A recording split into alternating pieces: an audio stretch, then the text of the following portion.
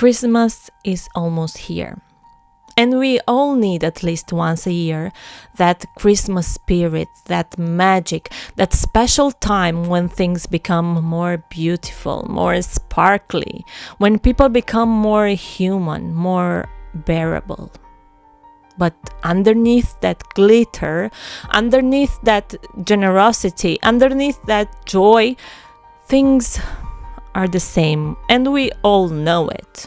We just pretend for a few moments that we love each other, that we care more, that we are kind, when in reality, we only care for ourselves.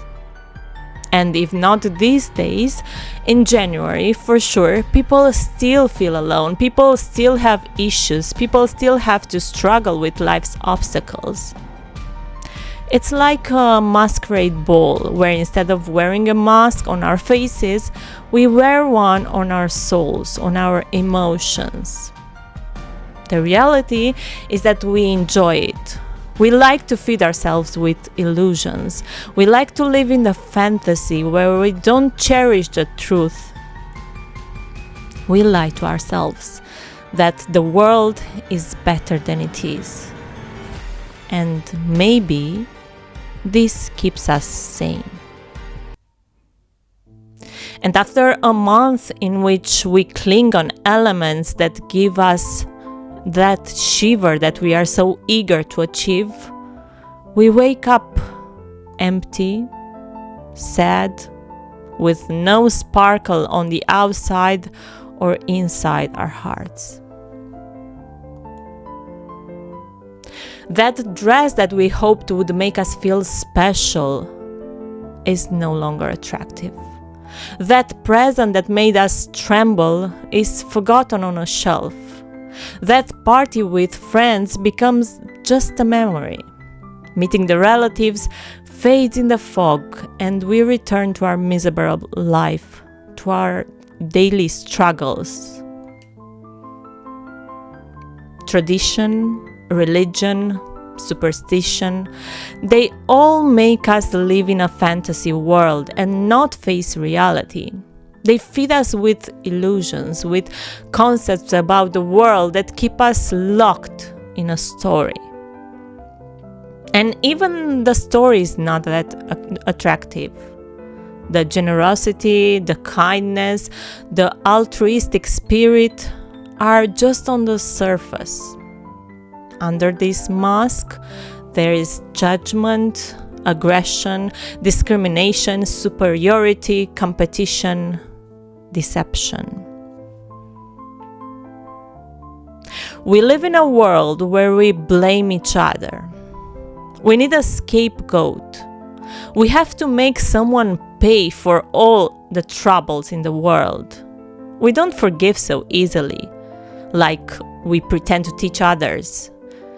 We don't forget other people's sins. We don't close our eyes on abominations. We scream, we point fingers, we blame, we make people pay for daring to say or do something unconventional. We make them suffer the consequences because actions have to have consequences, don't they? We are so exhausted of not receiving what we want that we need to put the blame on something or someone. Religion is a way of gratifying latent madness, and churches are uncompromising asylums. They curb the singular impulses of mortals, legalize the gates of transcendent poison, and thus stop the transformation of the world into a sanitarium. The merit of religion is to have known how to give a direction to madness, to have administered it for the benefit of the community, and to have coined the coin with God. All religions are equally false and true. It depends on how you relate to them.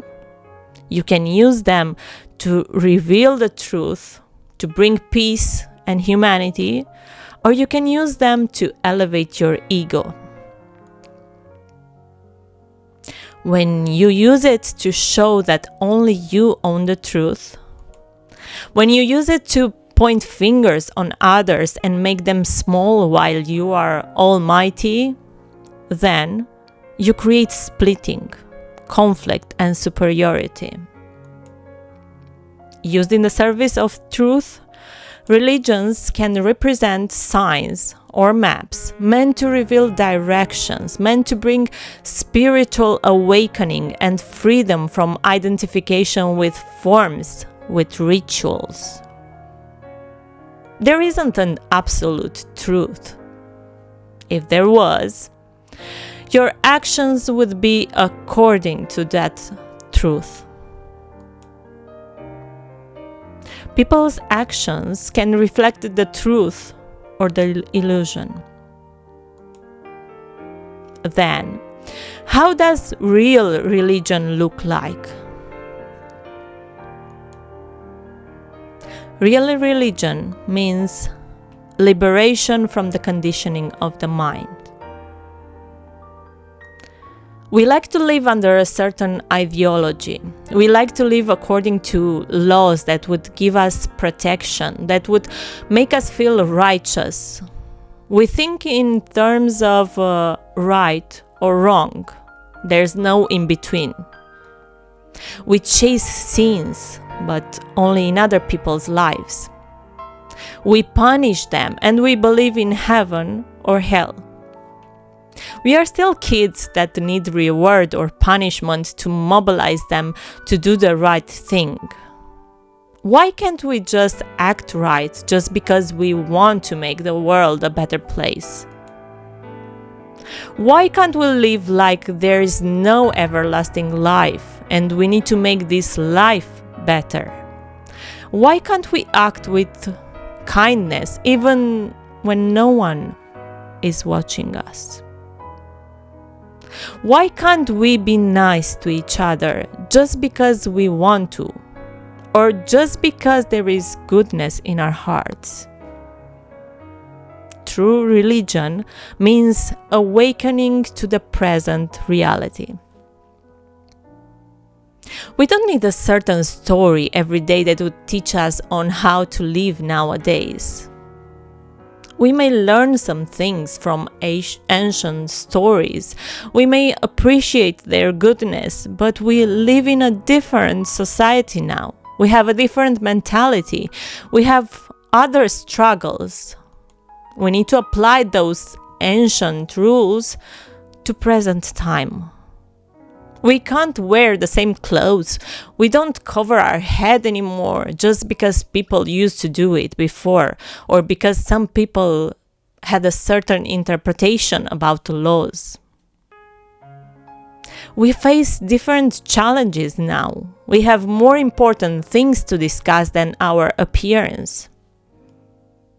We deal with suffering, with illness, with discrimination, with artificial intelligence and how it will change the world. We can't stay stuck in the same patterns. We can't act the same over and over again. We need to wake up and create better rules, better concepts, better ideologies.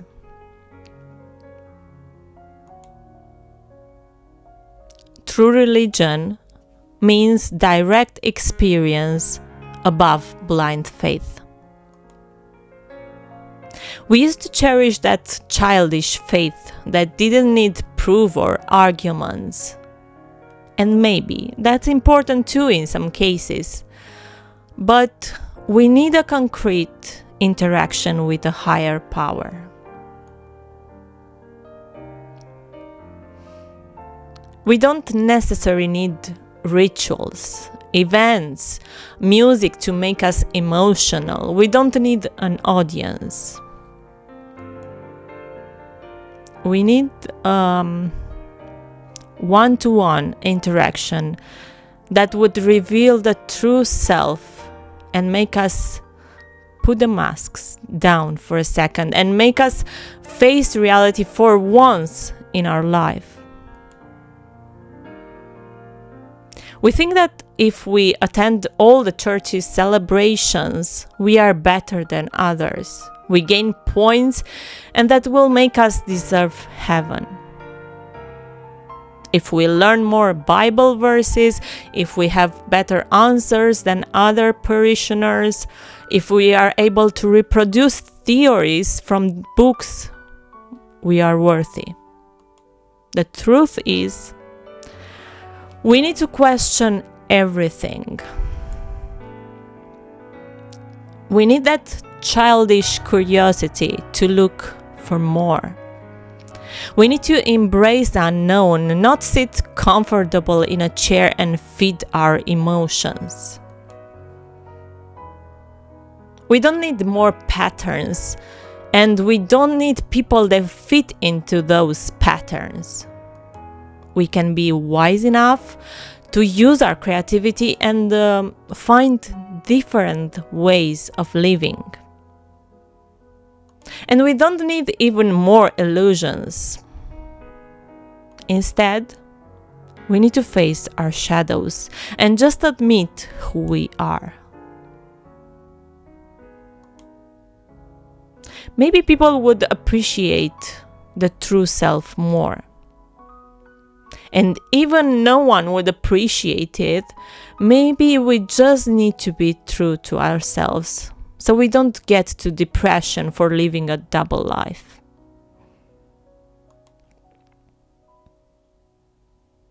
True religion is also a journey to knowledge. We were told that in order to get to the next level when it comes of spirituality, we need to know all the rules. We need to memorize all the doctrines and all the interpretations. In reality, we just need to get to know our true self better. Self-knowledge is the foundation of spirituality.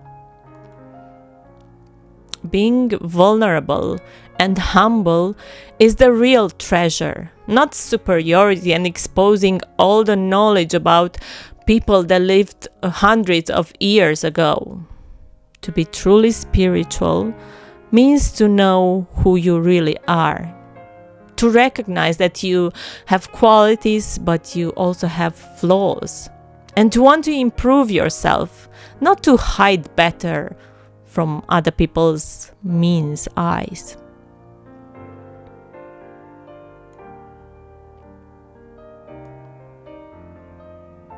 We developed this strategy over time because we were judged, we were blamed and punished for every so-called mistake.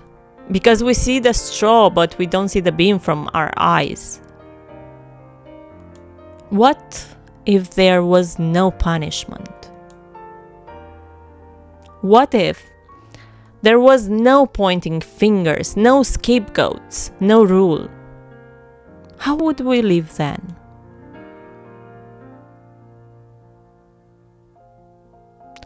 True religion means love. It's interesting to observe people when they discriminate, when they judge, and when they think they are better than others. This behavior is encouraged in our churches, in our books, in our conversations. Truth is, we need to tolerate more. We need more empathy, more compassion, more kindness. I don't understand why we all need to dress the same way, to pronounce the same old expressions, to act in the same way, to be the same. We are different characters. We have the different personalities. We have different things. We feel different things. We may choose a different color for our outfit. We may express ourselves in different words. We don't all have the same vocabulary. We don't need more stereotypes. We need creativity. We need an open heart and an out-of-the-box mind.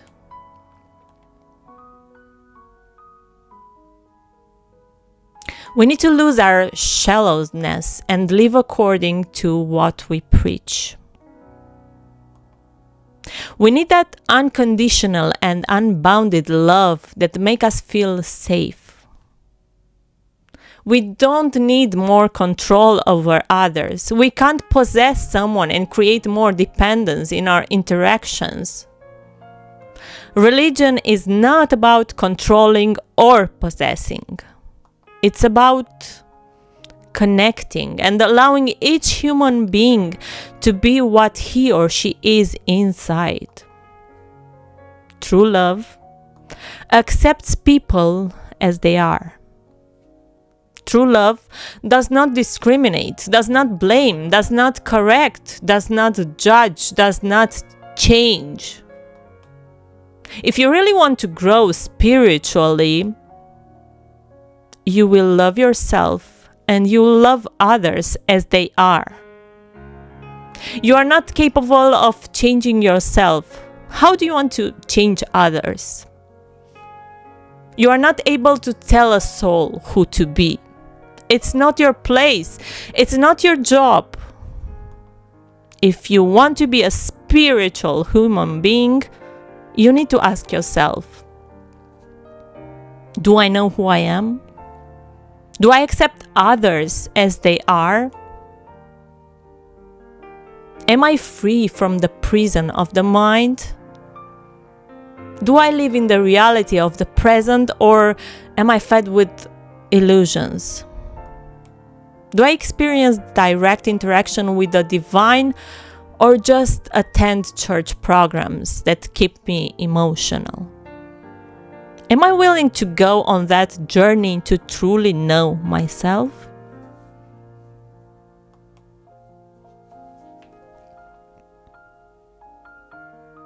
I wasn't born white to become a racist.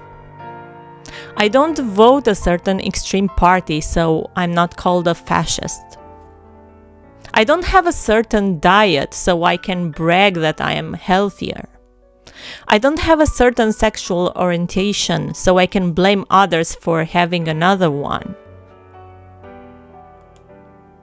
I don't gain knowledge, so I can throw it in other people's faces. I don't own certain things, so I can be superior to others and call myself blessed. I don't wear certain clothes, so I can see myself more righteous than my neighbor. These things don't matter. I am better when I think with my own mind, when I live in the present and not feed myself illusions, when I have a direct interaction with the divine, when I know who I really am, when I love others deeply and unconditional.